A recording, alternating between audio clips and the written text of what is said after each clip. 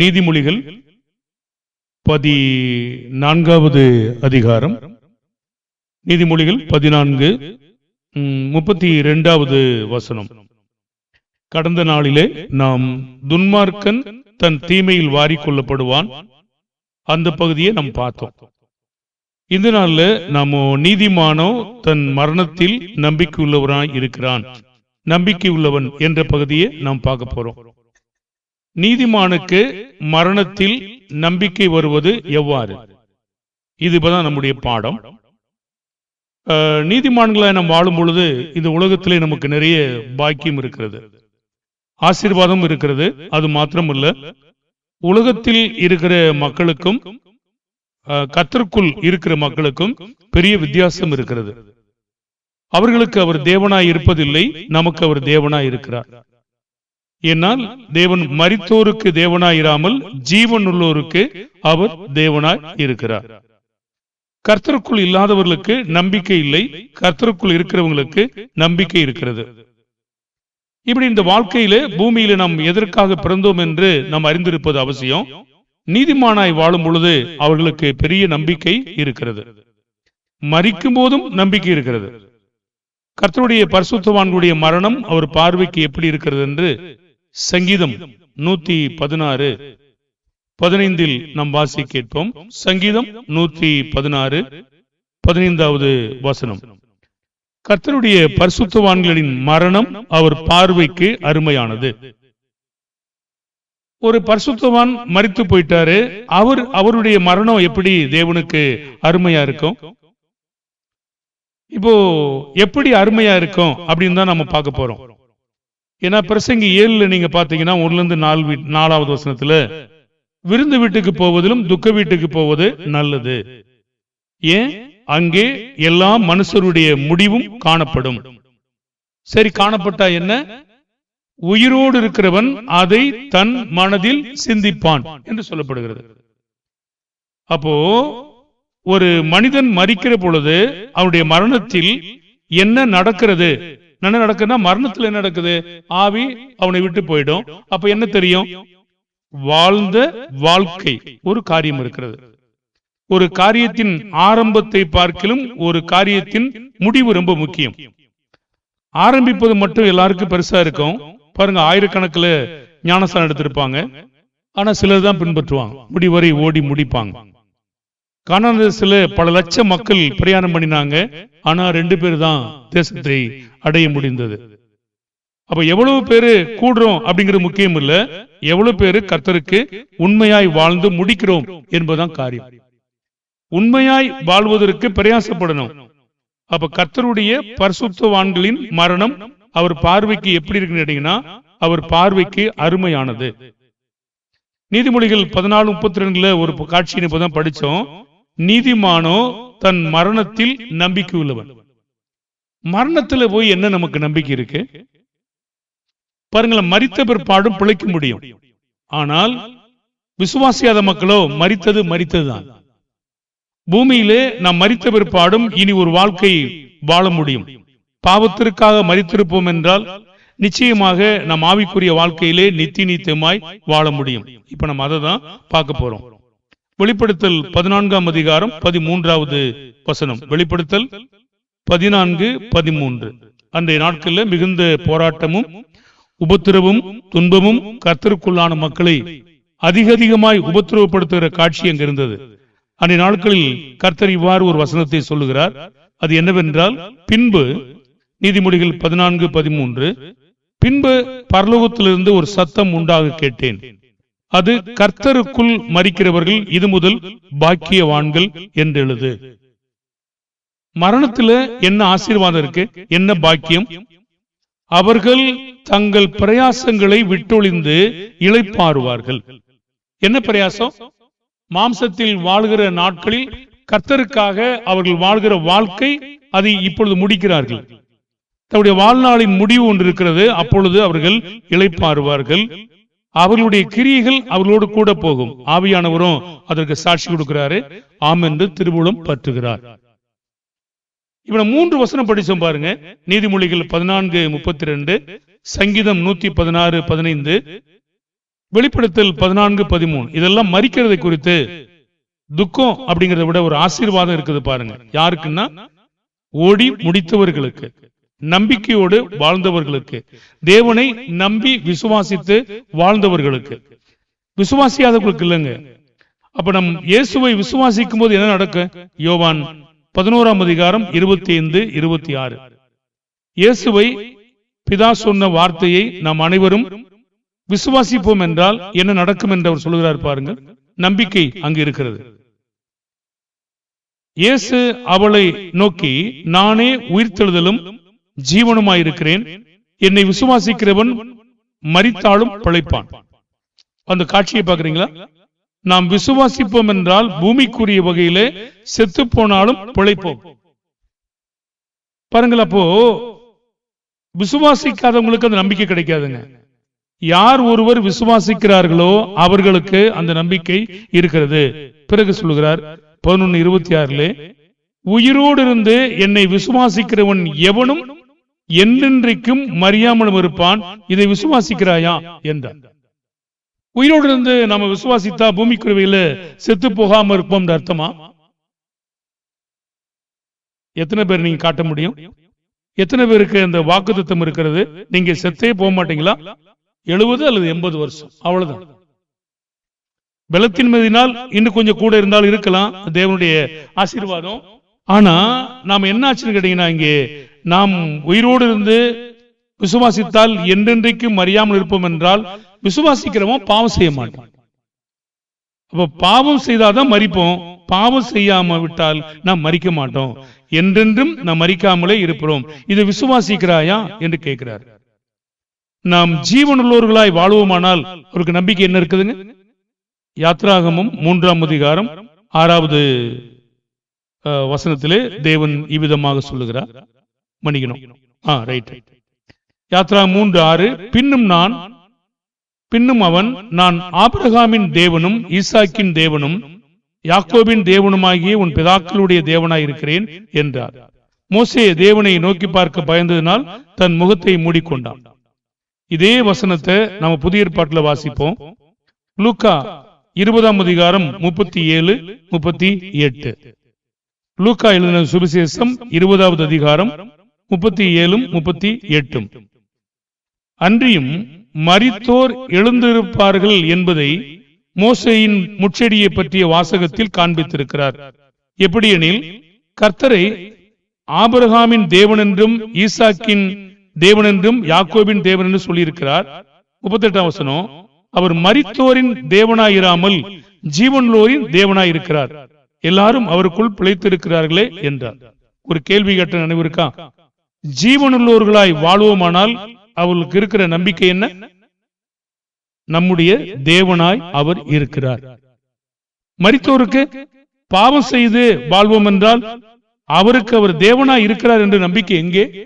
அப்படி இல்லவே இல்லை. மரித்தோருக்கு தேவனாயிராமல் ஜீவனுள்ளோருக்கு தேவனாயிருக்கிறார்.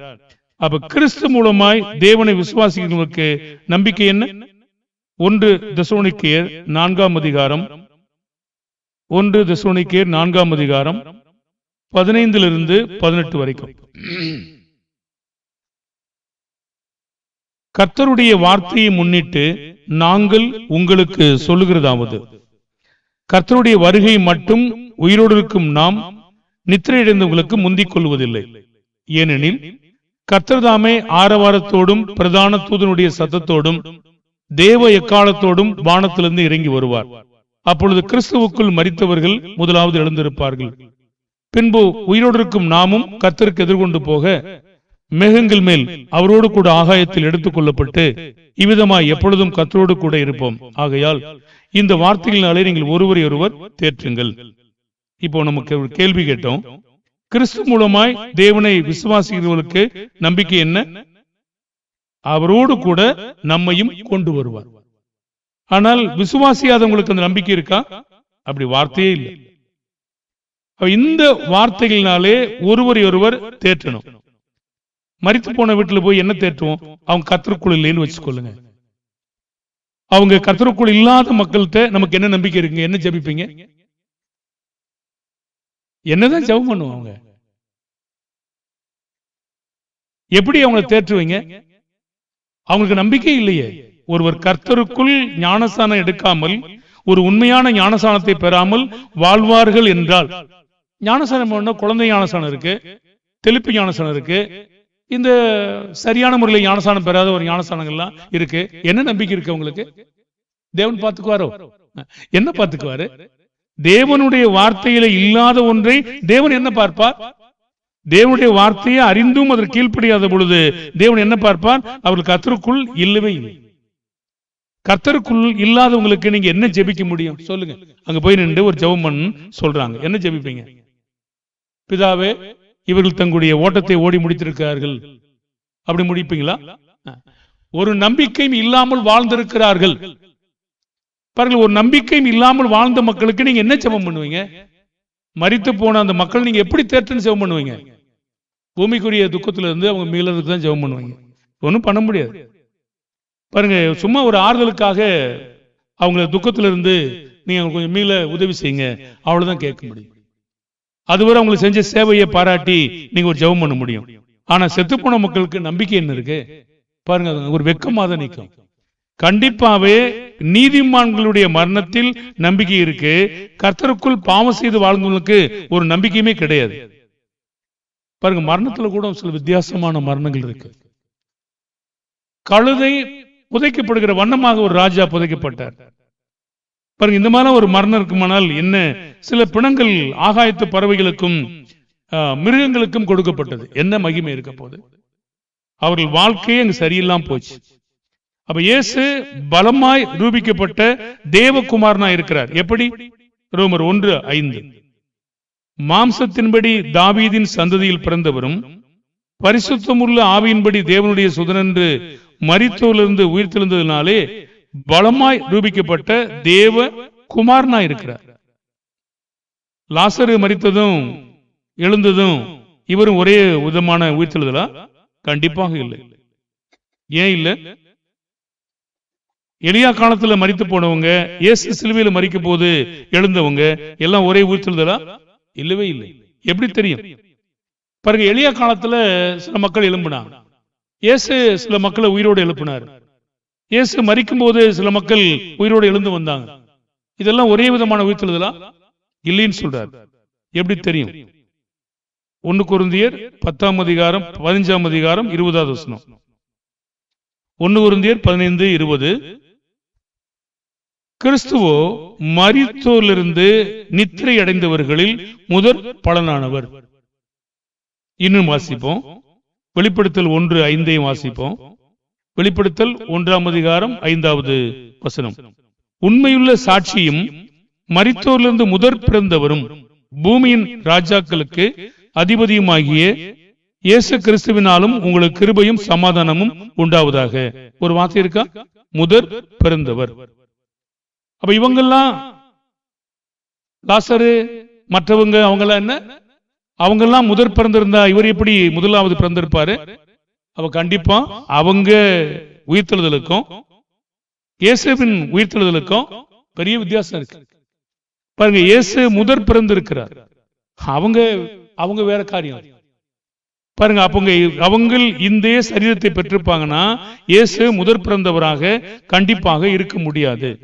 கொலோசியர் 1:15 கொலோசியர் 1:15 18 அவர் அதரிசனமான தேவனுடைய தற்சொரூபம், சர்வ சிருஷ்டிக்கும் முந்தின பேருமானவர்.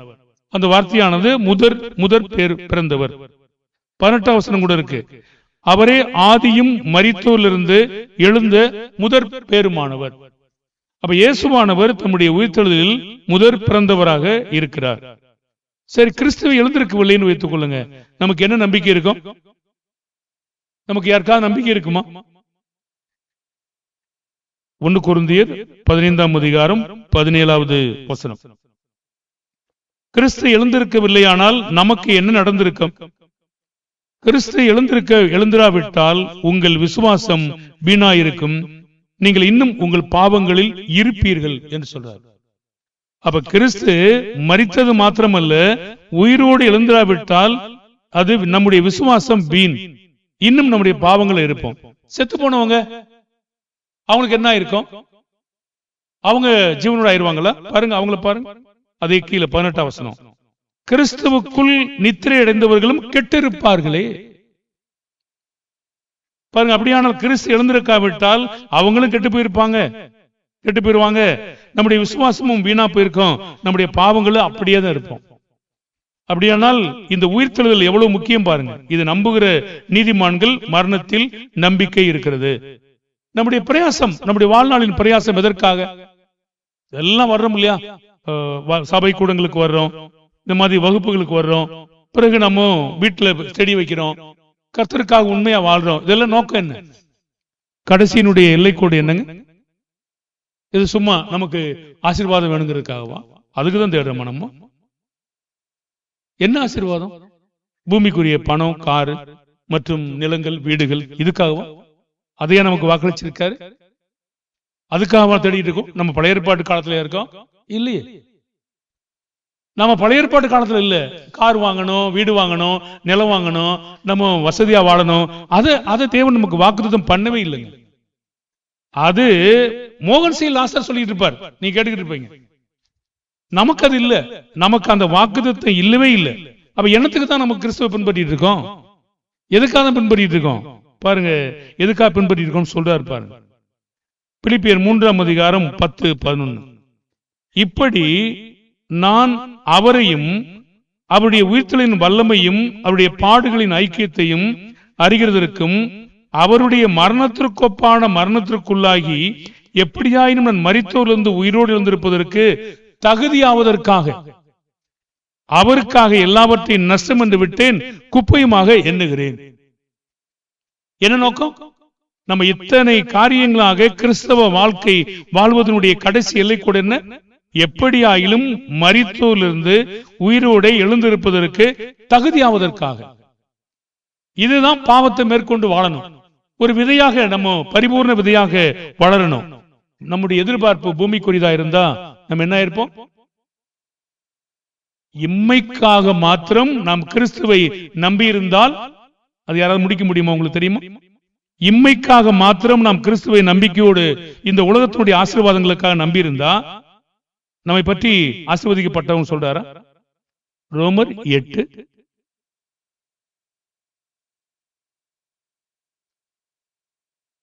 கொரிந்தியர், இம்மைக்காக மாத்திரம் நாம் நம்பிக்கையுள்ளவர்களா இருப்போம் என்றால் எல்லா மனுஷரை பார்க்கலும் நாம் என்னவா இருப்போமா?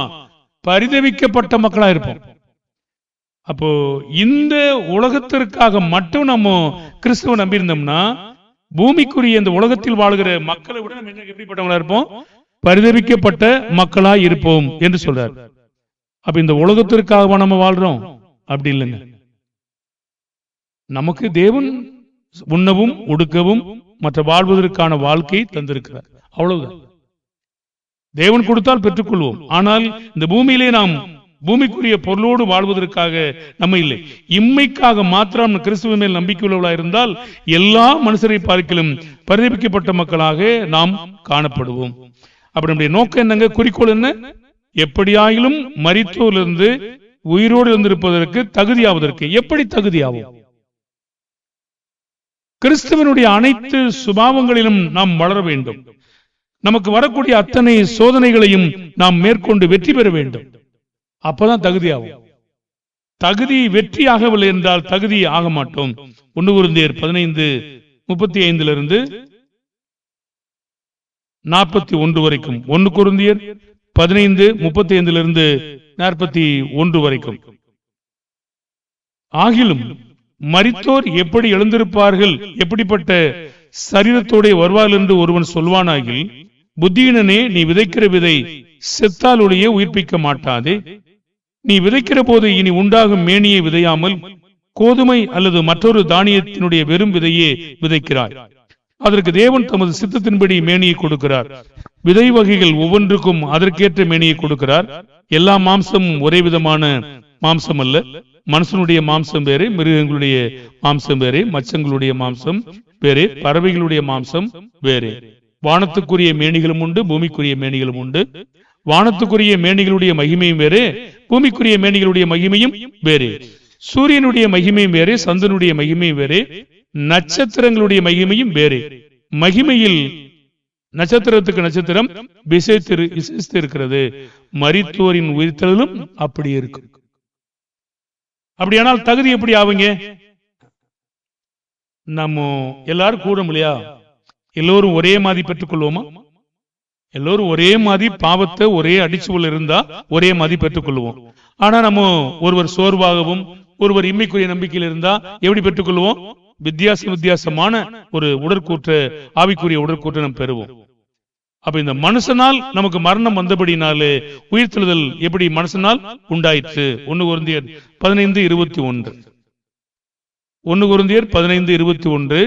மனுஷனால் மரணம் உண்டானபடியால் மனுஷனால் மரித்தோரின் உயிர்த்தெழுதலும் உண்டாயிற்று. யாரெல்லாம் இருந்திருப்பாங்க? எல்லாருக்கும் ஒரே மாதிரி இருந்திருப்பாங்களா? ஆவிக்குரிய சரீரத்தை ஒரே மாதிரி பெற்றிருப்பாங்களா? மகிமுள்ள சரீரத்தை பெற்றிருப்பாங்களா? அப்படி சொல்லல அவர். 1 கொரிந்தியர் தான் படிச்சோம் 15ஆம் அதிகாரத்தில். அப்படி இல்லவே இல்லை. யோவான் 5ஆம் அதிகாரம் 28-29. இதை குறித்து நீங்கள் ஆச்சரியப்பட வேண்டாம். ஏனென்றால் பிரேத குழியில் உள்ள அனைவரும் அவருடைய சத்தத்தை கேட்கும் காலம் வரும். அப்பொழுது நன்மை செய்தவர்கள் ஜீவனை அடையும்படி எழுந்திருக்கிறவர்களாகவும் தீமை செய்தவர்கள் ஆக்கினை அடையும்படி எழுந்திருக்கவர்களாக புறப்படுவார்கள். அப்ப நன்மை செய்யாமல் தீமை செய்தால் ஆக்கினை தான் நமக்கு கண்டிப்பாக உண்டு. இதுல வரிசை கிரமம் இருக்கிறதா? வரிசை இருக்கிறதா? இல்ல இருக்காதா? இல்ல தேவன் கிறிஸ்துவுக்குள்ள எல்லாம் சம்பந்தம் நினைக்கிறாரா? இனி இருக்கா பாருங்க. 1 கொரிந்தியர் 15:23. அவனவன் தன் தன் வரிசையில் உயிர்ப்பிக்கப்படுவான். என்ன வரிசை? ஒருவேளை பிறப்பு வரிசையா? இல்ல பூமிக்குரியவைகளை பிறந்தாங்களே அந்த வரிசையா? இல்ல கர்த்தருக்குள் வந்து மரிக்கிறாங்களே அந்த வரிசையா? இல்ல கர்த்தருக்குள் வந்து பாவத்தை போராடி வெற்றி பெற்று மரிக்கிறாங்களே அந்த வரிசையா? அன்னைக்கு தாங்க தெரியும். முதற் பலன் கிறிஸ்து. கண்டிப்பாக அவர் தோற்றத்தில் பிறப்பின் பூமிக்குரிய பிறப்பின் அடிப்படையில் இருக்காது.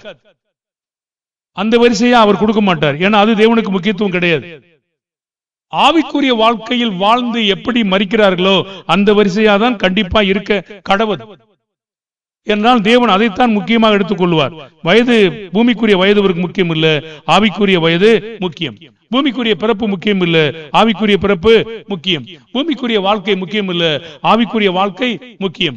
பூமிக்குரிய வாழ்க்கையில் பிறந்து மரிப்பது முக்கியம் இல்ல, ஆவிக்குரிய வாழ்க்கையில் பிறந்து மரித்து போராடி வெற்றி பெறுவது மிகுந்த முக்கியம். இதைத்தான் அவர் வரிசையாக அன்னைக்கு சொல்லுவார். இருப்பினும் அந்த வரிசையில் நாம் பார்ப்போம். அவனவன் தன் தன் வரிசையில் உயிர்ப்பிக்கப்படுவான். முதற் பலன் யாரு? கிறிஸ்து. முதற் பலன் என்ன விஷயத்தை சொல்றாருங்க? உயிர்த்தெழுதல். அப்ப நம்ம உயிர்த்தெழுதலுக்கு தகுதியாக நடந்து கொண்டோமானால் அந்த வரிசையிலே நாம் வர முடியும்.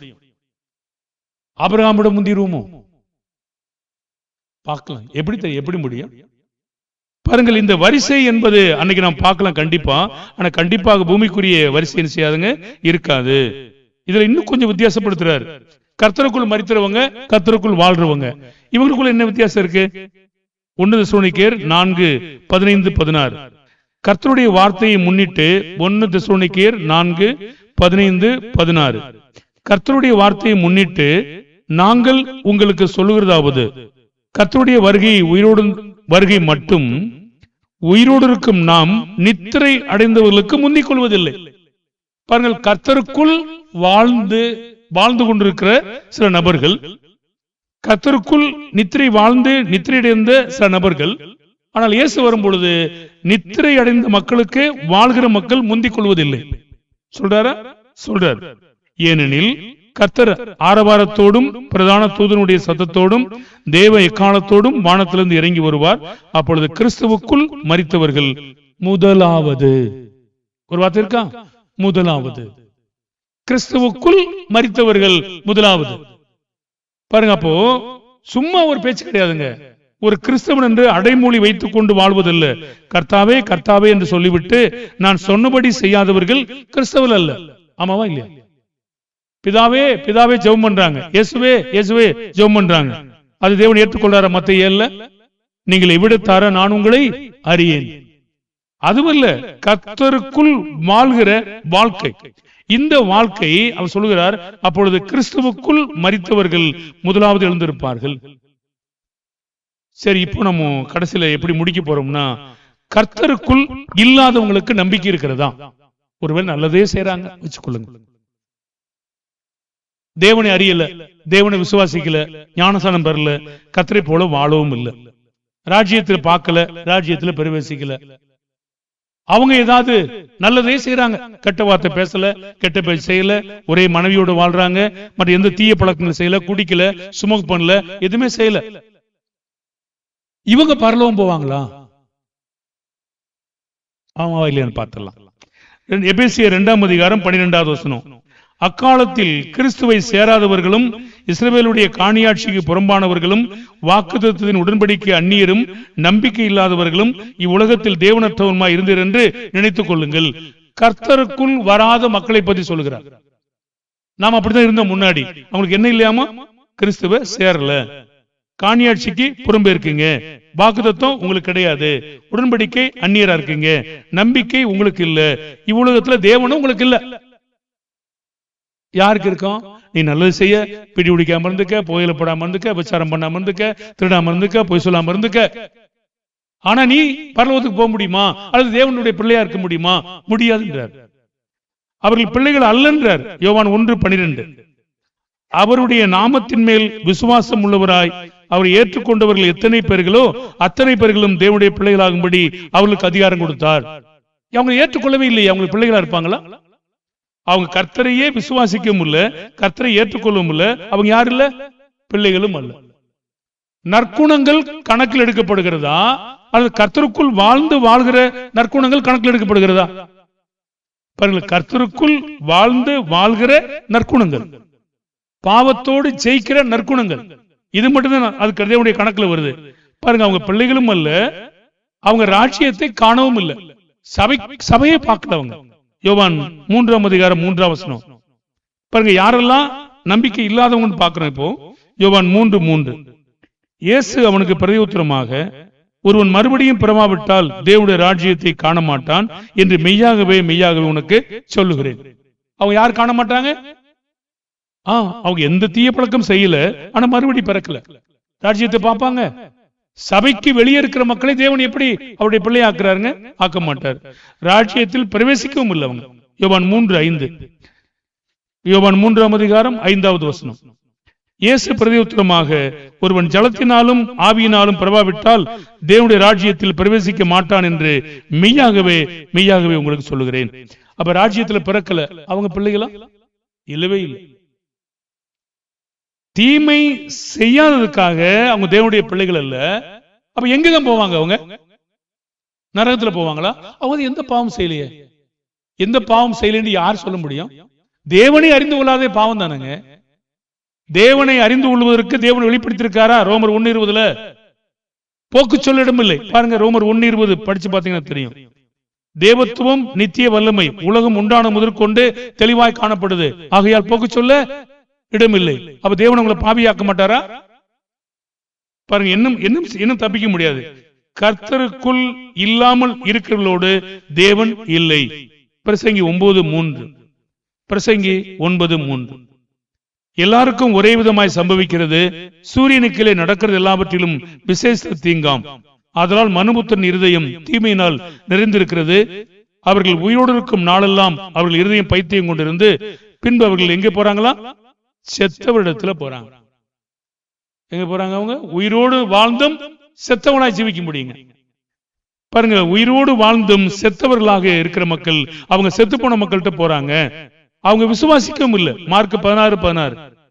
விசுவாசம் உள்ளவனாகி ஞானஸ்நானம் பெற்றவன் ரட்சிக்கப்படுவான், விசுவாசியாதவனோ தேவன் அப்படியே விட்டு விடுவார். அப்படி இருக்கா? விசுவாசியாதவர்களோ ஆக்கினைக்குள்ளாக தீர்க்கப்படுவான். பாருங்க, தேவனை நம்பாத யார் ஒருவரும் ஆக்கினைக்குள்ளாக தீர்க்கப்படுவார்கள். அந்த நம்பிக்கை தேவன் சொன்னபடி இருக்கணும். வெளிப்படுத்தல் 21:24. அவள் ரட்சிக்கப்படவும் இல்லை. வெளிப்படுத்தல் 21:24. ரட்சிக்கப்படுகிற ஜனங்கள் அதன் வெளிச்சத்தில் நடப்பார்கள். பூமியின் ராஜாக்கள் தங்கள் மகிமையும் கனத்தையும் அதற்குள்ளே கொண்டு வருவார்கள். யாரு? ரட்சிக்கப்படாத மக்கள் வெளிச்சத்தில் நடப்பாங்களா? இல்ல. கன மகிமை இருந்தா வருவாங்களா? முடியாது.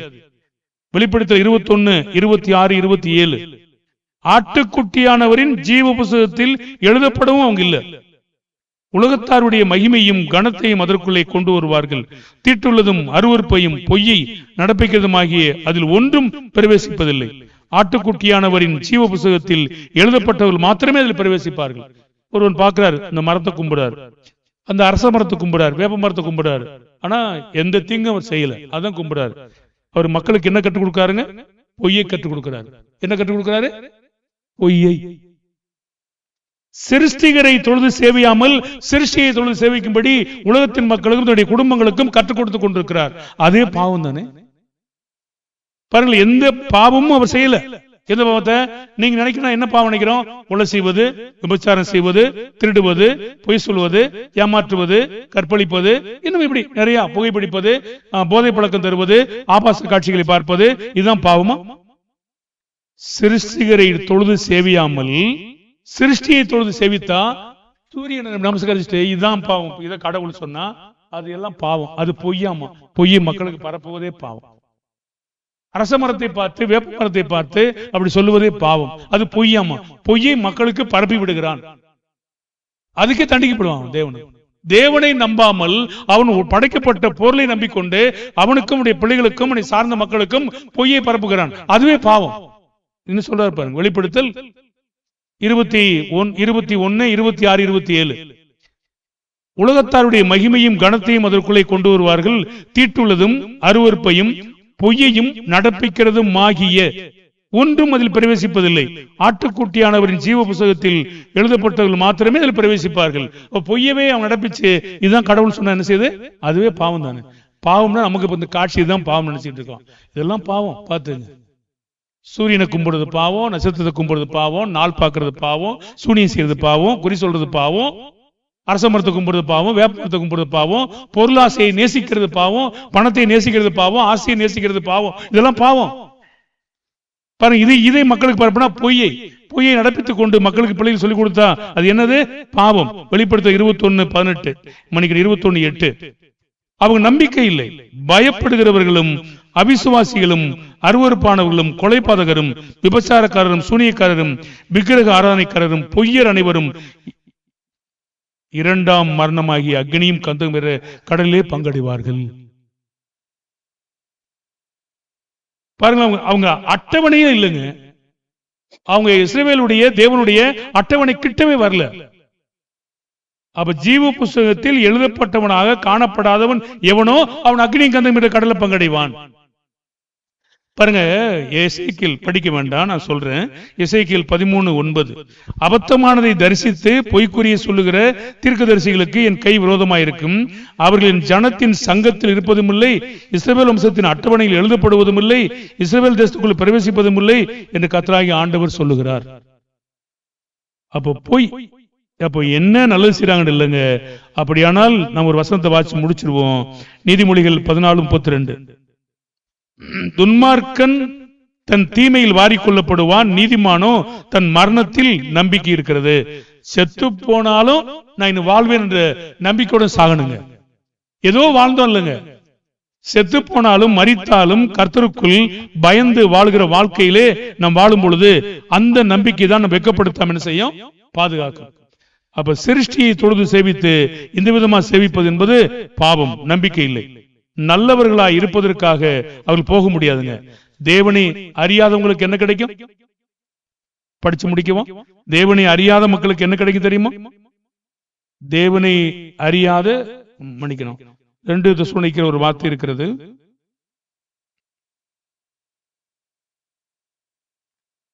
தேவனை அறியாதவர்களுக்கும் நீதி உள்ள ஆக்கினை செலுத்த வேண்டும், செலுத்தப்படும். படிச்சலாம். அது 2 தெசலோனிக்கேயர்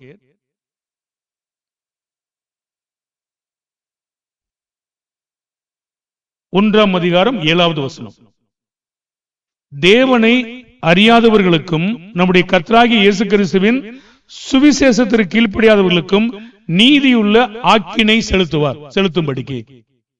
அப்ப அறியாம போனா அவங்க தப்பிச்சிருவாங்களா? இல்ல, பாவிகள். பாருங்க, பொய்யை நம்பினாங்க, அவங்க பாவிக. கண்டிப்பாக கர்த்தருக்குள் வாழ்கிற வாழ்க்கை பெரிது. அந்த வாழ்க்கை வாழணும், அதுதான் முக்கியமானது. அப்படி வாழ்வோம். அந்த நம்பிக்கை நம்மளை மேன்மைப்படுத்தும். பாவத்தை வெற்றி பெறுவோம், அது மேன்மையாக வைத்துக் கொள்ளும். ஏதோ பேருக்கு வாழ்றது இல்லைங்க, மெய்யாகவே வாழலாம். ஏதோ வர்றோம் போறோம் அது இல்ல. ஒவ்வொரு நாள் நாம் பாவமா இருந்தோம் என்றால் அந்த பாவத்தை மேற்கொள்ள நாம் பாடுபட வேண்டும், ஜெயிக்க வேண்டும். நமக்கு நியமிக்கப்பட்ட கிரியைகளை செய்து முடிக்கணும். அதான் வெற்றி பெற முடியும். அப்பதான் உயிர்த்தெழுதலில் நமக்கு நம்பிக்கை இருக்கும். அந்த நம்பிக்கை தான் பரிசுத்தவான்களுடைய மரணம் ஒரு பார்வைக்கு அருமையானது. அப்படி அருமையா இருக்கணும். மரணம் என்பது ஒரு அருமையா இருக்க வேண்டுமே தவிர சும்மா மரணமா இருக்க கூடாதுங்க. சரி, ஊரெல்லாம் உதவி செஞ்சாச்சு, குஷ்டரோகிகளுக்கு சுகப்படுத்தியாச்சு, நல்லது. அன்னதானம் பண்ணியாச்சு, எல்லாம் நல்லது. ஏழைகளுக்கு உதவி செஞ்சாச்சு, அதுவும் நல்லது. ஆனால் அதோடு தேவனை அறியாமல் மரித்து போனால் எல்லாம் போச்சு. சரி, ஒரு தேவனை அறிந்துட்டார், இதெல்லாம் செய்யாம போயிட்டார், அதுவும் போச்சு. பாருங்க, அப்படியானால் அவர் சொன்னபடி நாம் வாழ்ந்து மரிப்பதுதான் ஒரு அருமையான மரணம். அப்படி நாம் வாழ்ந்து மரிக்க வேண்டுமே தவிர அதுதான் அவருடைய பார்வைக்கு அருமையான மரணம். கர்த்தருக்குள் மரிக்கிறவர்கள் இது முதல் பாக்கியவான்கள். மரணம் பாக்கியம், துக்கம் இல்லை. ஒருவேளை மாம்ச ரீதியா ஒரு துக்கம் வரலாம், ஆனா நம்பிக்கையில் ஏதாவது துக்கம் இருக்கா? மகிழ்ச்சி. அவர் சரியாய் ஓடி முடிந்திருக்கிறார். தன்னுடைய கிரியைகள் எல்லாம் அவர் அதிகமாய் அருமையா செய்திருக்கிறார். இயேசு கிறிஸ்துடைய மரணம் நம்முடைய காட்சியில துக்கமா இருக்கலாம். அவங்களாம் அழுதாங்க, நினைக்கிறவங்களும் அழுதாங்க.